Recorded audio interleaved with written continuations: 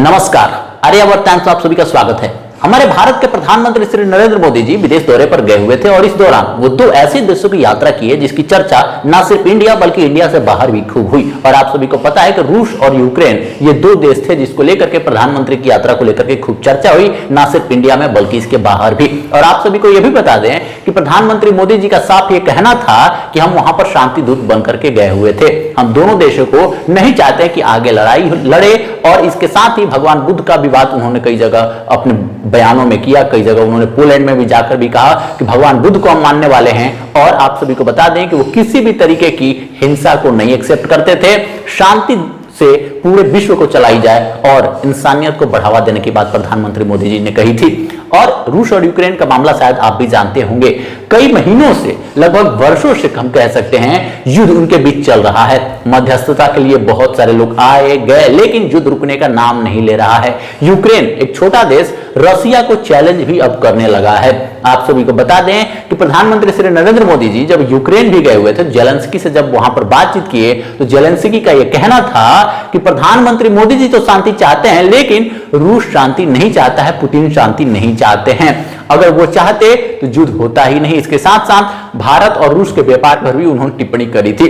तो ये बात क्लियर हो चुकी थी कि प्रधानमंत्री मोदी जी वहां पर शांति दूत बनकर के गए हुए थे लेकिन उसका कोई बहुत लाभ देखने को नहीं मिल रहा। अभी सोशल मीडिया पर या फिर न्यूज चैनल पर न्यूज एंकर इस चीज को लेकर के अभी जब ही रहे थे कि प्रधानमंत्री मोदी जी के बाद जाने के बाद वहां पर रूस और यूक्रेन मान जाएंगे, अब युद्ध नहीं होगा, आगे कंटिन्यू नहीं होगा, दोनों के बीच शांति प्रस्ताव लाएंगे। बहुत सारी बातें की जा रही थी, बहुत सारी निगेटिव पॉजिटिव दोनों तरह की बात की जा रही थी। अभी ये मामला चल ही रहा था, अभी उस पर चर्चा चल ही रही थी, तब तक एक खबर आ रही है कि यूक्रेन के द्वारा ड्रोन से रूस में दो जगहों पर, दो शहरों में हमला करने की कोशिश की गई है या फिर हमला की गई है और उसमें कई लोग घायल भी हैं। लगभग अगर रक्षा मंत्रालय की माने रूस के तो उनका कहना है कि लगभग 22 ड्रोन जो है वो हमारे देश में हमले के लिए भेजे गए थे। ड्रोन मिसाइल से हमला किया गया था और इसके जवाब में रसिया ने भी लगभग 100 से अधिक मिसाइल, ड्रोन मिसाइल दाग दिए हैं यूक्रेन में, जिससे लगभग ऑफिशियली 5 लोगों से अधिक की मौत हो चुकी है।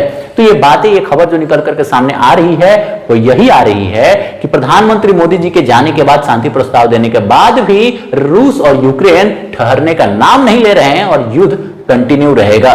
तो माना जा रहा है कि प्रधानमंत्री श्री नरेंद्र मोदी भगवान कृष्ण की तरह शांति दूत बन करके गए हुए थे। अब महाभारत का वक्त आ चुका है। लेकिन बड़ा सवाल यह है कि महाभारत लड़ा किसके साथ जाएगा, उसमें पांडव कौन है, कौरव कौन है और प्रधानमंत्री मोदी जी किसके साथ है। अभी तो दोनों से शिष्टाचार मुलाकात करके आए हुए हैं। अगर हम अमेरिका की बात करते हैं तो किसी भी कीमत पर अमेरिका नहीं चाहेगा कि प्रधानमंत्री मोदी जी का सपोर्ट रूस को रहे और यूक्रेन को ये सपोर्ट कर नहीं सकते हैं क्योंकि बहुत पुराना संबंध रसिया के साथ भारत का रहा है। जब भारत के साथ कोई खड़ा नहीं था तो रूस खड़ा था, आप सभी भी जानते हैं। तो इन सभी विषयों पर चर्चा होते रहेगी। हमारे चैनल पर डेली रात को 8 बजे आप सभी प्राइम टाइम जरूर देखिए, जिनमें सभी विषयों पर बारीकी से हम चर्चा करने की कोशिश करते हैं और बहुत सारे ऐसे हम रिसर्च करते हैं जो आप सभी को अच्छी जानकारी बेहतर तरीके से हम एक्सप्लेन कर पाते हैं। तो ऐसी चीजों को बढ़ावा दे, ऐसे कंटेंट को बढ़ावा दे, चैनल को सब्सक्राइब करें। लेकिन आप बता दीजिए कि जो महाभारत होगा उसमें पांडव कौन होगा, कौरव कौन होगा और प्रधानमंत्री मोदी जी अगर कृष्ण बन के गए